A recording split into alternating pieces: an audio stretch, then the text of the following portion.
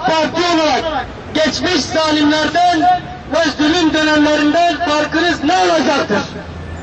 Sadece İmam Hatip okullarında ve seçmeli Kur'an derslerinde başörtüsü takabilme serbestisi mi olacak? Müslüman halkımızı buna mı zorlayacaksınız? Bilin ki biz asla buna razı olmayacağız. Madem siz de bu zulmü sürdürmeye karar verdiniz, o halde bunun alternatifini de hazırlamanız gerekir. Ya zorunlu eğitimden vazgeçeceksiniz, ya da değer ve inançlarına sıkı sıkıya bağlı vatandaşlarınızın sorunlarına çözüm bulacaksınız. Ahlaksız, hukuk ve insanlık dışı iğrenç başörtüsü yasağına hükümet eliyle resmiyet kazandırdınız.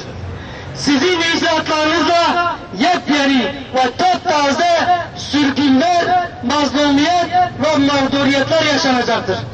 Değişen tek şey mağduriyetten, mahrumiyete, mazlumiyetten zalimliğe terfi eden yeni yasakçı AKP olacaktır.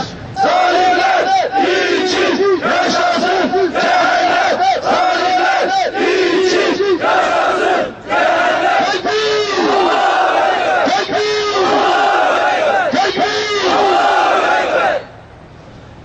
Tekbir! İslami kimliğimize yönelik devam eden baskıcı mantık açısından AKP hükümetinin de diğerlerinden hiçbir farkının olmadığını herkese açıkça göstermiştir.